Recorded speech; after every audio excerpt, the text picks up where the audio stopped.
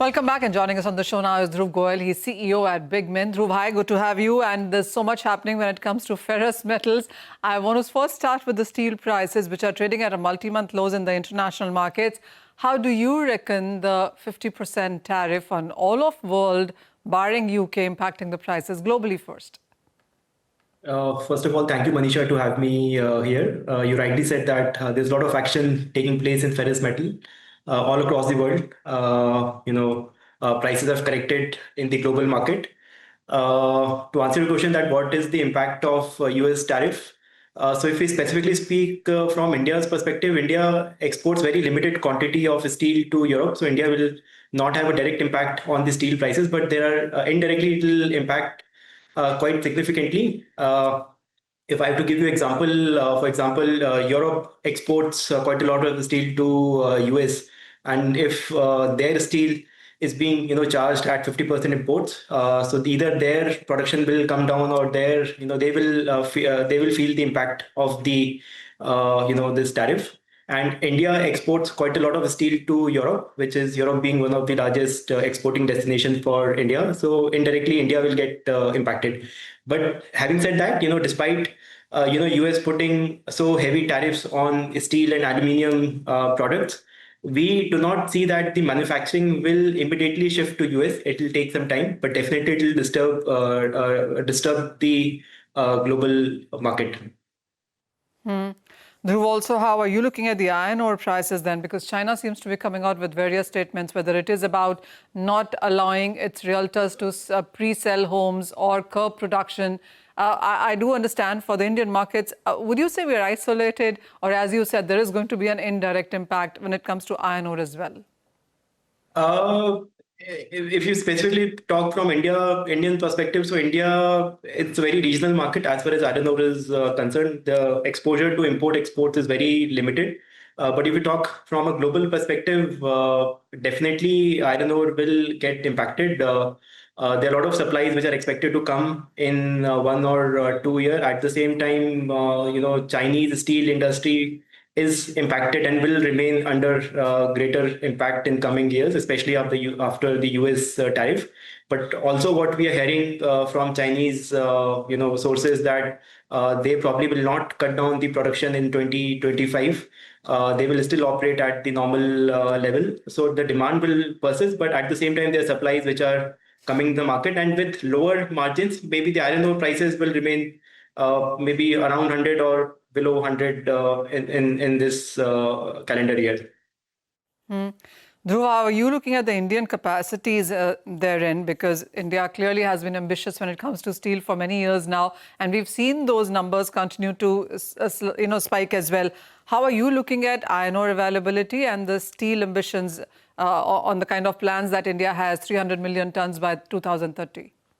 Probably if you would have asked this question to me a couple of years back, I would have said that capacities are ramping up at a very good pace. But because of uncertainty in the market, most of the mills or promoters have slowed down their capacity expansion pace. Still, expansions are taking place. As far as availability of iron ore is concerned, on paper, theoretically, we think that there is no issue. Whatever India, iron ore is required for Indian steel making, it is available. Only challenge happens in logistics and grade. So that is at times it is being compensated by imports. But I think there is no shortage of iron ore in the Indian market as far as the upcoming capacities and demand is concerned. Dhruv, also comment on the fact that when you look at the Indian prices, we do get impacted by the international prices. We've all been reacted to the NMDC statement suggesting, not rather suggesting, but market talking that there could be an Indian formula coming in soon. How do you see that? How do you reckon on that? Very difficult to say. As I mentioned, that India, the exposure of India is very limited in the export and import market. And at the same time, what we have seen that in last few years, the domestic prices have started decoupling with the global prices for several reasons, because the policies in India are different. There are export taxes on higher grade. There are very limited takers for Indian iron ore. At the same time, the global dynamics are changing.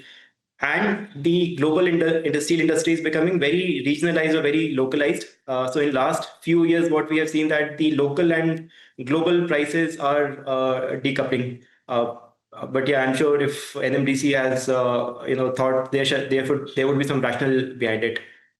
I'm sure.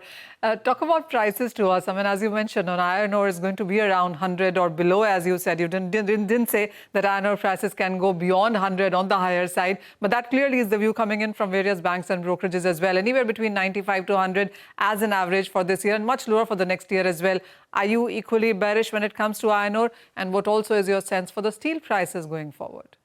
Yeah, globally, we think that iron ore prices should not be more than 100. As I mentioned, that most of the mills in China are making losses, despite their production they may not cut their production significantly, but because of the low margins, we feel that prices will remain around 100 or slightly below 100. And as far as steel prices are concerned, the prices have been correcting for last 1.5 year. We feel that 2025 is still will also be a challenging period for the steel makers, especially after so much of uncertainty in the market, tariff, geopolitical tension. So India, I'll not say that India is immune in the steel market because it has some influence. Although government is trying to protect Indian steel industry by bringing some restrictive measures like safeguard. So that has some impact in the prices, but overall capacities are enough, I think, slightly above than the demand. Prices in Indian market likely to remain under pressure in 2025 as well. Dhruva, final question, and while of course all eyes on what tariffs continue as from US, but the other major point is clearly between US and China on the kind of conversations on whether or not we see trade agreements or both the premiers talking to themselves.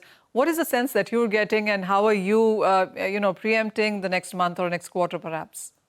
Again, from a metal or from a ferrous point of view, the situation in China is not very good. Most of the industries, be it real estate, be it their manufacturing, be it their exports, they are not going good. They're not doing good, and expected that obviously, looking whatever we are hearing from the market or reading in the news that there will be tariff. What rate? Difficult to say, but maybe China will feel the pressure there. The impact will be on their exports. If you see the first 4 months number, they have been exporting at they're exporting at around 10 million tons per month rate, which is higher by 8% compared to the last year. So this year also we expect Chinese steel exports going all around the world, and which will keep global prices under pressure. Okay, all right, Manisha. Thanks very much for taking us through that conversation. Just turning back to the markets, it's turning out to be a good session with no complaints at this point in time. We have the mid-cap index, which is up around 0.7%, and the advanced decline ratio, which is holding up quite steadily as well. Just watch out for a couple of stocks which have done well this week already. So L&T Finance, for example, has picked up around 5% in terms of market cap this week. We have it gaining over 30% this year, so it's done well on a year-to-date basis as well. Infibeam, which is up around 4% 361, is up around 2.3% at this point in time, though it's, both those stocks have underperformed year to date. But overall, the texture of the market seems to be good. The breadth of the market is very strong at this point in time. We have around 2,500 stocks which are advancing to around 1,396 stocks which are declining. So good going in terms of specific stocks as well as the frontline stocks. Dr. Reddy's, Power Grid, Reliance Industries, Adani Port, Sun Pharma, all of these stocks which are managing to hold the index and move the index higher. In fact, up 200 odd points for the Nifty and 656 odd points higher for the Sensex. That's all the time that we have on the show. Thanks very much for watching. We have Business Lunch up next.